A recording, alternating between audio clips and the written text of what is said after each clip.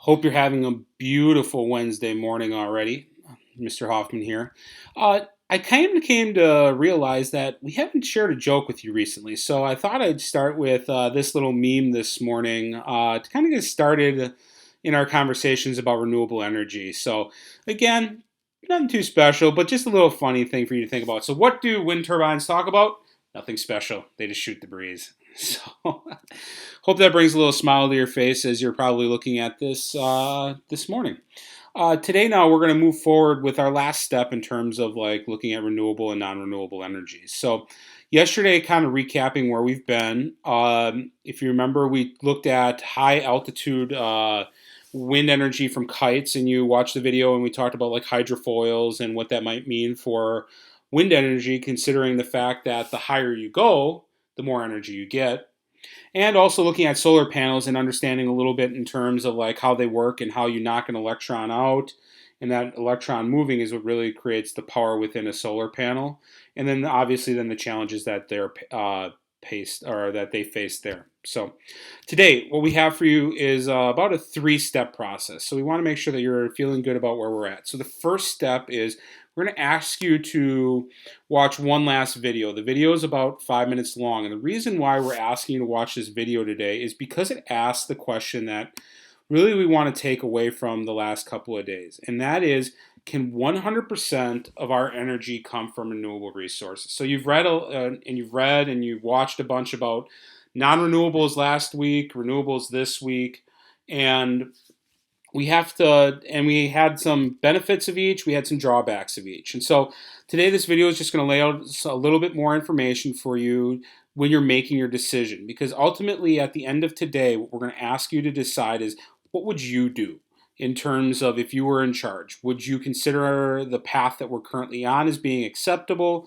Would you change things? What would that look like? So the first step we need you to do today, watch the video, kind of keeping mental notes of what they talk about in terms of the pros and cons about renewable energy, and for you to make some decisions later.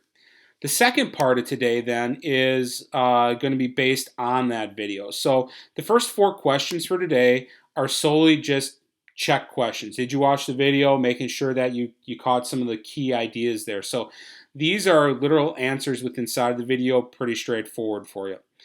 Where we're going to spend a majority of our time today now is answering this last question. So the second step of today is that we're asking you to consider these 4 options. So based off of what you know now, what would you do if you were in charge and you could make decisions? So for example, would you continue using fossil fuels the way we have? They're still relatively cheap, as we've talked about, like with oil. You probably saw on Tuesday how oil actually went negative, meaning people were getting paid to take the oil.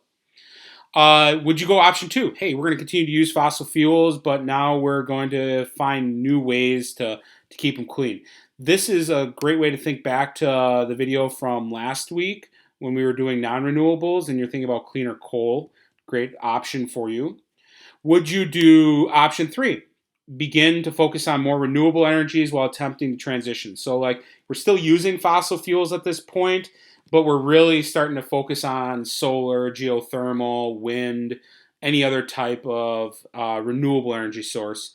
Or would you go all the way to option 4, completely stop fossil fuels altogether, knowing what you know about them, and use only renewable sources kind of going forward? And so what we're asking you to do is to pick one of these options and to kind of lay out down here, what are you thinking? Why? Cite some evidence from the videos, from the readings.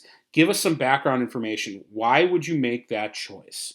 So once you have kind of written out your thinking here, and this should be a good paragraph of information because we've looked at so many different videos and we've read a couple of different sections. The last part we're going to ask you to do is we're going to ask you to take this written paragraph and we're going to ask you to record yourself on Flipgrid. So if you remember from one of the first experiences we did in virtual learning is we used Flipgrid. We're going to ask you to come back here and we're going to ask you to post your response to your question. Keep in mind that this explanation should at least be 30 seconds long because again, you're going to be sharing that information. You're going to share your thinking about what's going on. Because then on Thursday, we are going to respond to each other in terms of our of how we saw or which option we would pick. So kind of recapping again, first step for today, we're going to ask you to watch the last video about the idea of 100% non-renewable energy. Ask you to answer these questions, and especially looking for a detailed response here now. Again, this should be something that you can talk about for at least 30 seconds, and then you're going to record yourself and then post it here to Flipgrid like we did earlier. So as long as you got those three things done, we'll be good to go. Again, once you have finished the assignment, again, please click Turn In, and then we'll review this document on Thursday. So again, thank you so much. Hope you're staying healthy. Hope you get a chance to get outside for a little bit of sunshine today. Have a great day.